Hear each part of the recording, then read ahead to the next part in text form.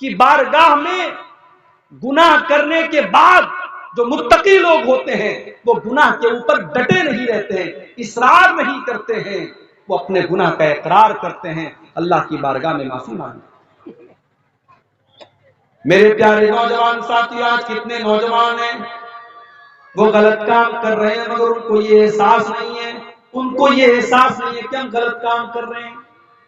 توبہ کرنے کا خیال بھی ان کے دل میں نہیں آتا ہے۔ اور میں تم کو بتاؤں کہ توبہ کس کو کہتے ہیں؟ توبہ 4 چیزوں کا نام ہے۔ کبھی گاڑی چلائی آپ نے؟ کار چلائی ہے؟ کار آپ جب چلاتے ہیں تو کار کو جب پلٹاتے ہیں، آپ جب یو ٹرن لیتے ہیں تو یو ٹرن لینے کا نام ہے توبہ۔ توبہ کا مطلب ہوتا ہے یو ٹرن لینا، توبہ کا مطلب ہوتا ہے پلٹ کے آ جانا۔ اس کا مطلب یہ ہوا کہ جب ایک انسان نے غلط کام کیا تو وہ سیدھے راستے سے بھٹک گیا تھا، اور جب اس نے توبہ کیا تو اس نے یو ٹرن لے لیا، اس صحیح راستے پر واپس لوٹ کے چلا۔ آج کل بڑا ایک مدعا گرمایا ہوا ہے، مولانا ارشد مدنی نے کہہ دیا کہ صاحب بھارت میں تو سارے لوگ مسلمان تھے، اس لیے جو لوگ اسلام کو چھوڑ کر کے کوئی اور مذہب میں چلے گئے وہ گھر واپسی کریں، ہمیں گھر واپسی کرنے کی ضرورت نہیں ہے، اس لیے کہ سب سے پہلے انسان جن کو قرآن نے آدم کہا ہے اور ویدوں میں منو کہا گیا ہے، اور منو کی اولاد منشیہ ہے اور آدم کی اولاد آدمی ہے، انسان ہے، تو آدم علیہ السلام تو مسلمان تھے، اسلام کے فالوور تھے، لہذا اس دنیا کا سب سے پہلا دھرم اسلام ہے۔ اور ہمارے استاذ محترم علامہ رئیس احمد ندوی رحمۃ اللہ علیہ کی تحقیق کے مطابق حضرت آدم علیہ السلام جب دنیا میں آئے تھے تو اسی بھارت ورش میں آئے تھے، بھارت کی سرزمین پر آئے تھے، لہذا بھارت کا سب سے پراچین اگر کوئی دھرم ہے تو وہ اسلام ہے، لہذا اسلام کو چھوڑ کر کسی اور مذہب میں جو لوگ گئے ہیں ان کو گھر واپسی کرنے کی ضرورت ہے، مسلمان کو گھر واپسی کرنے کی ضرورت نہیں ہے۔ اور ایک بات آپ کو اور بتاؤں، جب بچہ پیدا ہوتا ہے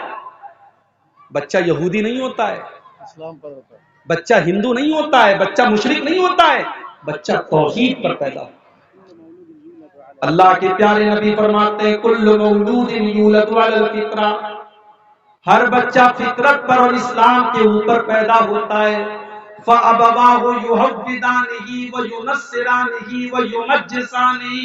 اس کے ماں باپ اس کو یہودی بناتے ہیں، ماں باپ عیسائی بناتے ہیں، ماں باپ مجوسی بناتے ہیں، ماں باپ مشرک بناتے ہیں۔ اس کا مطلب یہ ہوا کہ اسلام نیچرل طریقہ ہے، جس طریقے پر اللہ نے انسان کو پیدا کیا ہے وہ اسلام کا طریقہ ہے، اور جب اسلام کو چھوڑتا ہے کوئی تو وہ غلط راستے پر جاتا ہے، اسی لیے سچے راستے پر لوٹ آنے کو توبہ کہا جاتا ہے۔ اور یاد رکھیے توبہ کے اندر 3 چیزیں پائی جانی ضروری ہے،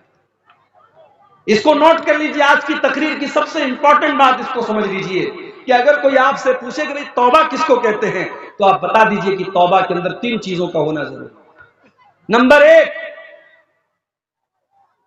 سب سے پہلی چیز توبہ کے اندر ندامت ہونی چاہیے، میں نے غلط کام کیا ہے، یہ کام صحیح نہیں تھا، اور اسی لیے جو بدعت کرنے والے ہوتے ہیں ان کے اندر توبہ کرنے کا خیال بہت مشکل سے آتا ہے۔ ابھی میں کلیا چک سے آپ کے اس گاؤں تک آ رہا تھا، چلماری تک آ رہا تھا، راستے میں صاحب ٹوپی لگا کر کے اور قبرستان پہ کھڑے ہو کر کے سلام پڑھا جا رہا، راستے بھر یہ منظر مجھ کو ملا، اور جب کٹیہار اسٹیشن میں نے کراس کیا اور کٹیہار کا جب برج آیا ہے تو دیکھا ہمارا نوجوان بیچارہ جو ہے وہ کیمرے کے ذریعے وہ کیا ویڈیو بناتے ہیں نا، کوئی چل کر کے آ رہا ہے، سلو موشن میں کوئی ویڈیو بنا رہا ہے، یعنی شب برات کی رات یہ بھی ہو رہا ہے، کوئی عبادت کر رہا ہے، کوئی بیچارہ سیلفی لے رہا ہے، کوئی سلو موشن میں ویڈیو بنا رہا ہے۔ تو جو بدعتیں ہوتی ہیں، بدعتوں کے سر پیر کیوں نہیں ہوتے ہیں؟ کیونکہ بدعت کرنے والا یہ سوچ کر کے کرتا ہے کہ میں بہت نیک کام کر رہا ہوں۔ کل سے میرے موبائل پر بار بار میسج آ رہا ہے، مولوی صاحب شب برات کا روزہ رکھنا کیسا ہے؟ مولوی صاحب شب برات کی رات میں عبادت کرنا کیسا ہے؟ یاد رکھیے اسلام میں شب برات کے نام سے کوئی رات نہیں ہے، یہ شب برات کا تصور یہ شیعوں کے یہاں سے آیا ہے۔ اسلام میں شب برات نام کی کوئی چیز ہی نہیں ہے. یہ شیعوں کا عقیدہ ہے. ان کے 12ویں امام کی پیدائش ان کا کہنا ہے 15 شعبان کو ہوئی ہے اور اسی جشن کو انہوں نے شب برات کا نام دیا.